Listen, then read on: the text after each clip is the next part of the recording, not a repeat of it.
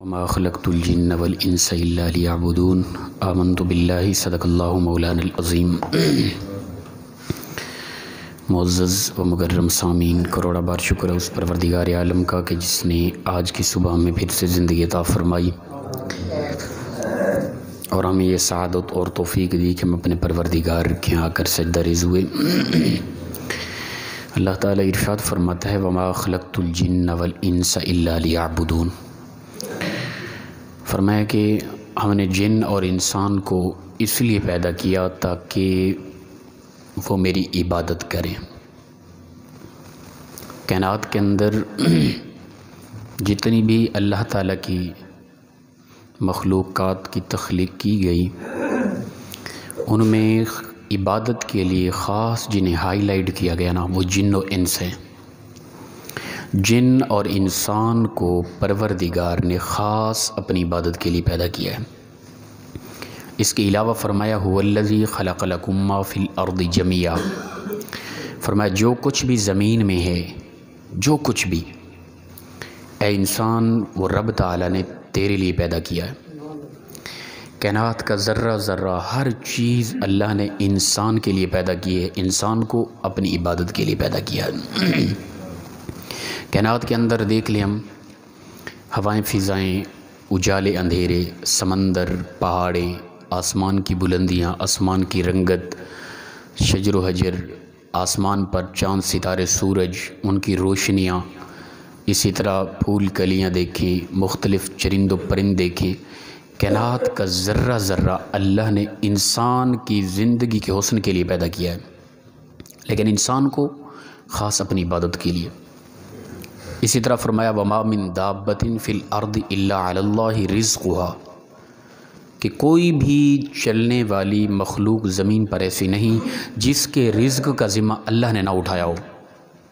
ہمارے رزق کا ذمہ پروردگار نے اٹھایا اور ہماری ذمہ داری عبادت لگا دی۔ فرمایا تم نے میری عبادت کرنی ہے، تمہیں رزق، تمہیں آرام سکون، تمہیں اطمینان، تمہیں عیش و عشرت، تمہیں سکون، خوشیاں تمہارا رب عطا کرے گا۔ اب انسان کا جو تخلیق مقصد تھا، اگر انسان اپنے تخلیق مقصد کے مطابق چلتا رہا، کائنات کی ہر چیز اس کی طرف متوجہ ہو جاتی ہے۔ فرشتے بھی انسان کا ایک فرشتہ، ایک غلام ہے ایک حوالے سے۔ اب ہمیں ہماری سانس چل رہی ہے، ہمیں ہوائیں مل رہی ہیں، ہمیں کھانا پینا مل رہا ہے، جو کچھ بھی ہے نا، یہ فرشتوں کی ذمہ داری ہے۔ فرشتے سب کچھ لا کے ہمیں عطا کرتے ہیں۔ ہمارے اعمال کے حوالے سے دیکھیں، فرشتے بیٹھے ہیں کندھوں پہ، وہ لکھ رہے ہیں ہمارا لمحہ لمحہ، کیا نیکیاں ہیں، کیا بدیاں ہیں، کہاں انسان جا رہا ہے، کہاں نہیں جا رہا، کس طرح کھا رہا ہے، کس طرح اٹھ رہا ہے، کس طرح بیٹھ رہا ہے، کس طرح بول رہا ہے، کس طرح دیکھ رہا ہے، کس طرح چل رہا ہے، کس طرح لین دین معاملہ، سب کچھ فرشتے لکھ رہے ہیں۔ یہ ان کی ذمہ داری ہے۔ اب ہر انسان کے ساتھ کئی فرشتے ہیں جن کی ذمہ داری لگی ہیں، یہ فرشتے تو نے اس کے معاملے میں یہ کرنا ہے، تو نے یہ کرنا ہے، تو نے یہ کرنا ہے۔ تو فرشتہ تو انسان کے ایک حوالے سے غلام ہے۔ هو الذی خلق لکم ما فی الارض جمیعا۔ اسی طرح 14واں سپارہ سورہ النحل کے اندر آتا ہے، اللہ فرماتے ہیں کہ ہم نے مسخر کر دیا زمین و آسمان کو، چاند ستارے سورج کو، دن رات کو، کائنات کے ذرے ذرے کو انسان تیرے لیے خاص کر دیا۔ جو تو چاہے گا کائنات کا ذرہ ذرہ اسی طرح ہوگا اگر تو اپنی تخلیق کے مقصد کے مطابق رہا تو۔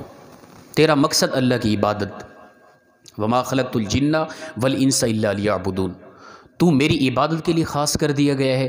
تو میری عبادت کرتا رہے تو تیرا رب کائنات کی ہر چیز کا رخ تیری طرف کر دے گا۔ تو جو چاہے گا وہ ہوگا۔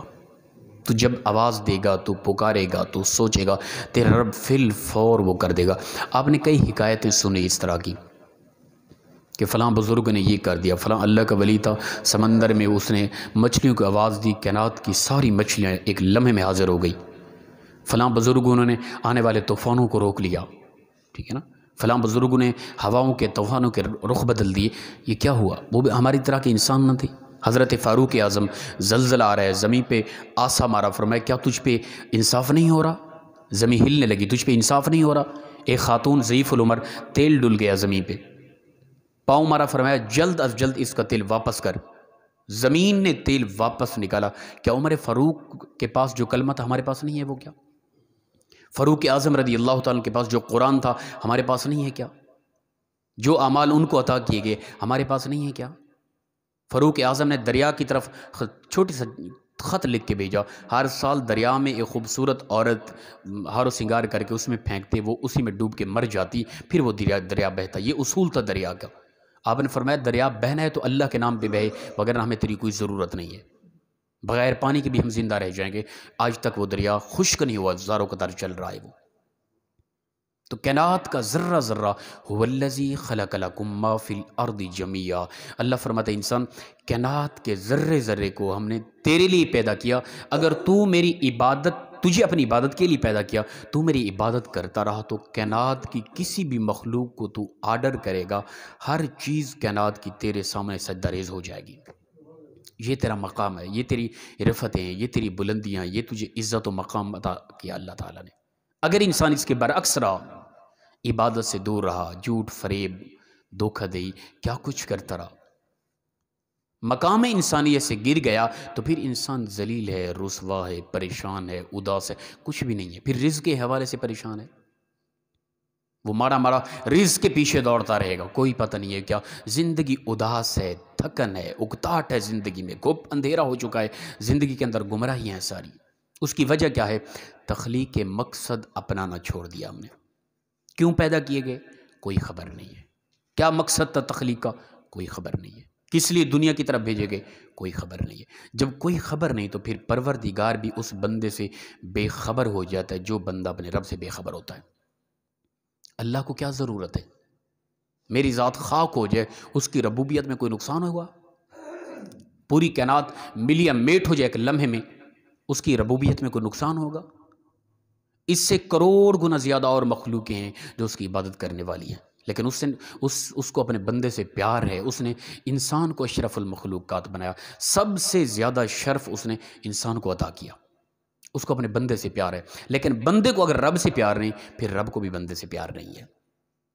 اگر بندہ اپنے رب سے پیار کرے تو رب تعالیٰ بھی بندے سے پیار کرتے۔ جب رب تعالیٰ بندے سے پیار کرتا ہے تو وہ بندہ اللہ کا بندہ ہوتا ہے، پھر کائنات کی ہر چیز اس کی غلام ہوتی ہے۔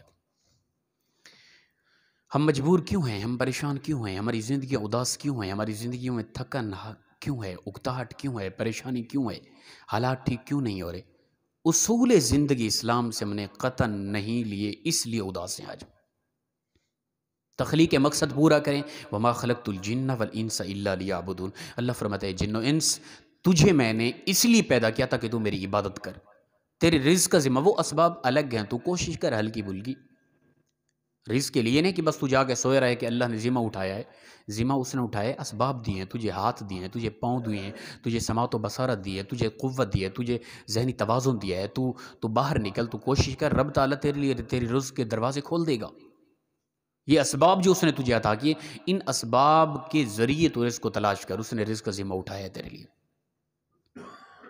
اور تو محض رزق کے پیچھے پڑا رہے اور زندگی کا مقصد یہی سمجھ لے کہ بس میں صبح شام یہ کوشش کروں گا، مال و متاع جمع کروں گا، پھر تیرا رب تجھ سے پیار نہیں کرتا، پھر کائنات کی ہر چیز تجھ سے رخ موڑ لے گی، پھر کائنات کے سامنے تو غلام بنا نظر آئے گا، کائنات تیری غلام نہیں نظر آئے گی، وگرنہ کائنات کا ذرہ ذرہ انسان کا غلام ہے، اگر انسان انسانیت کے راستے پہ رہے تب، وگرنہ نہیں۔